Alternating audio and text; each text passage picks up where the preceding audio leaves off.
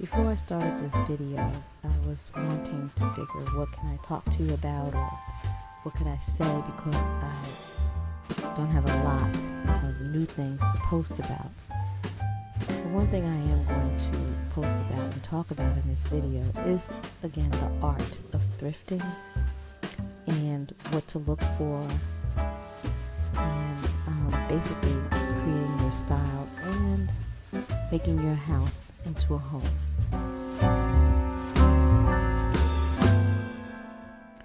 My name is Jamela. Thank you again for tuning in for another episode of Living the Lifestyle of the Thrift and Famous. And as always, I'm glad you're here. And as I sat down at the table this morning having my breakfast, I love my breakfast, and I was thinking, in my coffee, I always put this collagen powder in my coffee. And it's a big tube that I pull out every time I make it. And I'm saying, I got this jelly jar.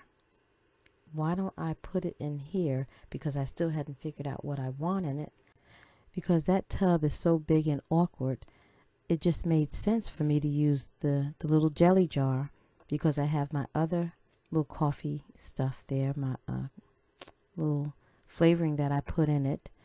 And I have this setup here. So I might as well go ahead and put it to use and put my collagen in it. So it's perfect for that, for me to scoop a little bit out every morning to put in my coffee or my tea.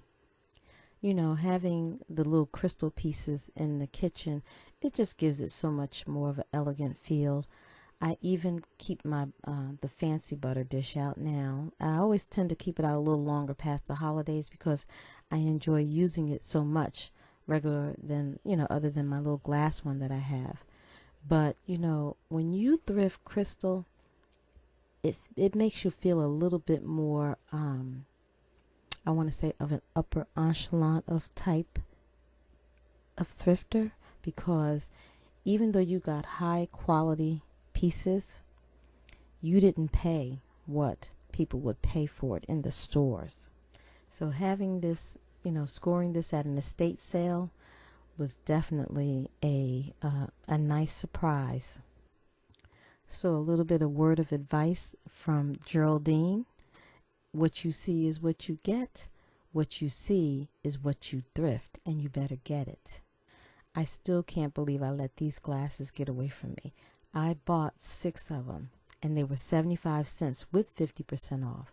But these glasses I broke 3 of them, and I've been looking for more ever since, and they're expensive out there on the websites. I use them as my everyday glasses, and I'm telling you, I love drinking out of them, the way they feel in my hand, but I just don't want to spend that kind of money. Besides, I have a ton of glasses anyway. But yeah, when you go to estate sales, just look for good glassware, because it's so much out there.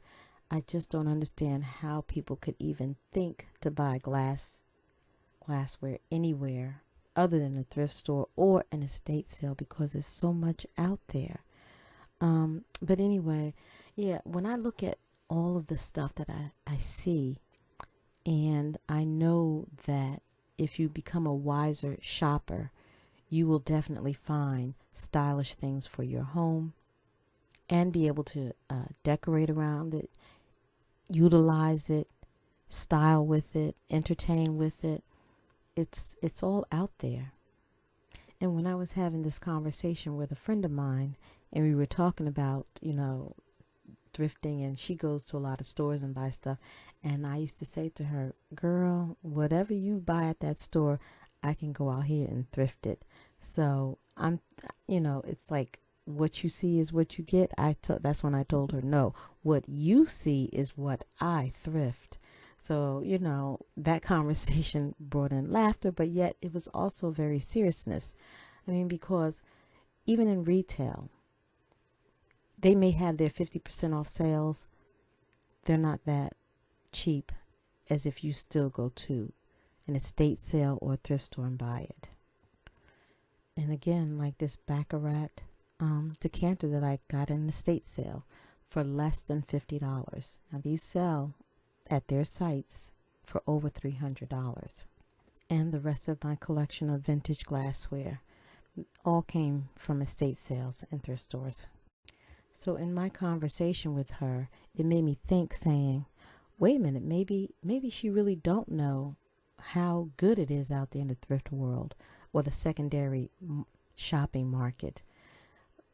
But you can attain a look like my son didn't think I could give him a nice bedroom, look without looking old fashioned and antique.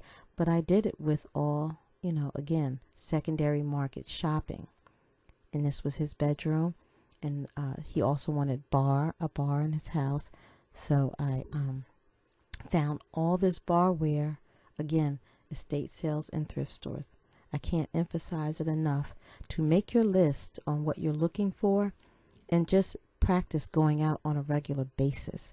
So with the holidays coming and you know you're going to entertain, always look for stuff that you know you're going to need, like the glassware or baking dishes and even storage dishes that you might need. But I also look for linen napkins and regular napkins because I found quite a few monogram napkins at an estate sale. So you want to look for kind of everything that you're going to use when you're entertaining. Cake stands, all of it. And if you go to an auction and you see something you like this sofa here, I paid $25 for it at an auction. My sister was there and she asked me if I wanted it and I said yes. So the winning bid was $25 and I had it reupholstered. And look at it. I mean, these candles, I went to an estate sale.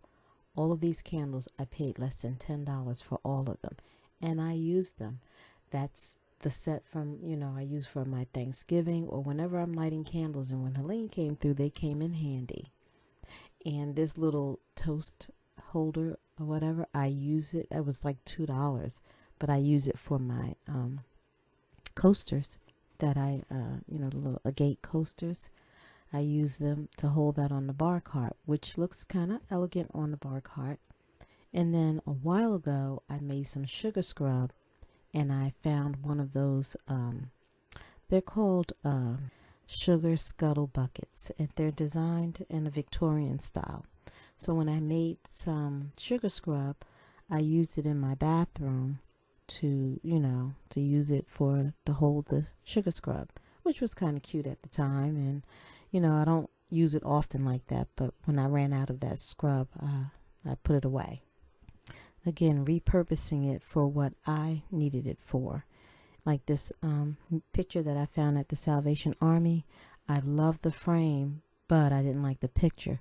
So I took it and had a mirror put into it for the way I wanted to use it. And my little birdie candy dish, I love that little thing, but I don't hold it that often because it's very delicate. So I just sit it on the bar cabinet and let it stay there. And believe it or not, when I was doing the photographs of the bathroom, I looked at the little handbag, my Eden Collins, and I said, I need a stand for that. And then I go into the music cabinet and I forgot I had these stands in there. I was out looking for one, believe it or not, and I found the little wooden stands. So I used that in the bathroom where I have to raise the little purse up a little bit because I thought it needed a kind of an elevation. So I put it on the stand and it sits in that corner, which I think is perfect. And if you're an Enid Collins collector, sorry about this, but I do like using it in my bathroom. And then lo and behold, my electrician came and he hung the light for me. So now I get to show you the last part that, that was for the bathroom that needed to be hung. I thought it was a little high, but I put this picture there. We'll see. I might change it. I don't know. We'll see. And this demi-lune glass brass table was $5. And I couldn't believe it. And when I got it, my sister was at an auction, the same auction that she bought the sofa from. I had no idea where to put it, but I made it into my nightstand for, in my bedroom. And I love it. I've been looking for one to go on the other side so I can move the bed a little bit, but they are astronomical in prices out there. So this is all I have. And if you peep the picture of the Victorian lady with the parrot, she's been stored away. So my dining room, this little area, I usually change up the art.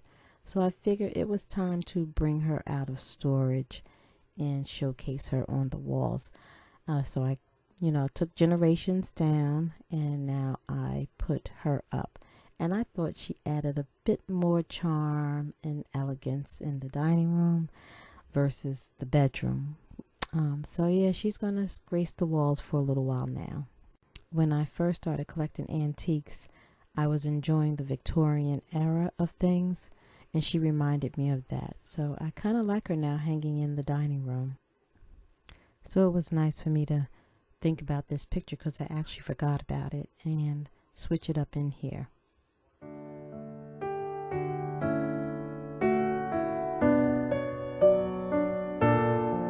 So in closing, just remember the only way to thrift like a pro is to get started. And once you get started, you'll get used to it and acclimated to find all the beautiful things you love for your home. Because after all, beauty is being home and loving it. Thank you again for tuning in, and I hope you enjoyed this video. If so, please drop me a comment. Don't forget to like and share. And also, I hope you subscribe to my channel. I'll see you again. Bye.